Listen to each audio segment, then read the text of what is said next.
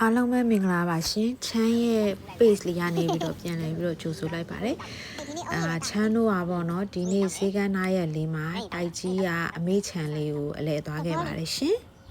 ချမ်းတို့သွားတဲ့အချိန်ကကြတော့နိုဝင်ဘာလကုန်ကနေမိုးကုံဆောင်းကူလေးဆိုတော့ရာသီဥတုလေးကချမ်းစိမ့်စိမ့်လေးနဲ့ပါဒါပေမဲ့ချမ်းထဲမှာကြတော့မြက်တွေကဒီမိုးကလည်းအခုတည်းမပြတ်သေးတဲ့ကြောင့်မလို့မြက်တွေကတော့တောထနေပါတယ်နောက်တော့မှပဲရှင်းရမှာပေါ့နော်အခုကချမ်းဆောင်မောင်လေးတွေမိသားစုသူတို့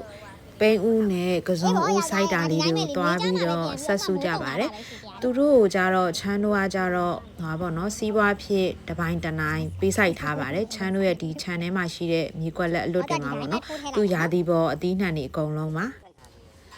သူတို့အသီးနှံတွေခူးတဲ့အချိန်တွေဆိုရင်ချမ်းတို့ကရန်ကုန်ကမိတ်ဆွေတွေအမျိုးတွေကိုလက်ဆောင်ပေးဖို့အတွက်သူတို့ရှီကနေပြီးတော့သူတို့ဒီဈေးဆိုင်တွေကိုပေါ့နော်တွင်းတဲ့ဈေးတွေနဲ့ပြန်ပြီးတော့ပြန်ဝယ်ပြီးတော့အားပေးပါတယ်ရှင်ဒါသူတို့ပိန်းမျိုးတွေထင်တယ်ပိန်းခွာလို့ကိုမျိုးတွေချမ်းတို့ခြံထဲမှာချမ်းဆောင်ခွေးလေးတွေ၄កောင်မွေးထားပါတယ်ကောက်ရရဲ့ brownie ရဲ့ဘူးတူရဲ့ဘုံလုံးသီးရဲ့ပေါ့နော်အထီးလေး2កောင်အမလေး2កောင်မှာသူတို့အကုန်လုံးอ่ะဆိုရင်သားကြောတွေအကုန်ဖြတ်ပြီးတော့ကာကွယ်ဆေးလည်းအကုန်လုံးထိုးထားပါတယ်ရှင်တော့ထနေချမ်းရလေးအဲ့ကြောင့်ပြချမ်းဆိုင်ရတာလူတွေကဒါချမ်းလေးဝင်လေးတာရလိုက်တာဘာဖြစ်တယ်ညာဖြစ်တယ်လောက်တာလေးတကယ်ကြတော့လေတော့ကိုယ်အရင်ခွေရလေးကောင်ပဲဒါသူများအရင်ခွေဒါလေးတစ်ချက်လုံးအခုသွားပြမဲ့အားလေးကကြတော့ချမ်းတို့ရဲ့ချမ်းကောင်းရင်ဘက်အပိုင်းကအမေပေါ့နော်ယောဂဆော့တာတို့အဲ့လိုမျိုးသူတငယ်ချင်းနေလာတယ်ချမ်းတို့လာတဲ့အခါကျရင်အဲ့ဒီမှာပဲစားတောက်ကြတဲ့ဘန်ဂလိုလေးပါရှင်သူပတ်လေကြတော့ချမ်းကြတော့ဒီ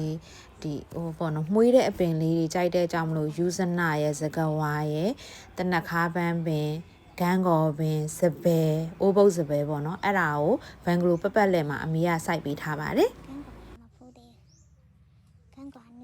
နေဦး3လပိုင်းလောက်မှာပဲလောက်မှာတယ်ဂန်းကော်ဖြစ်ငှပြောပင်ခောက်ထားတယ်ငှပြောပင်ချက်စားမလို့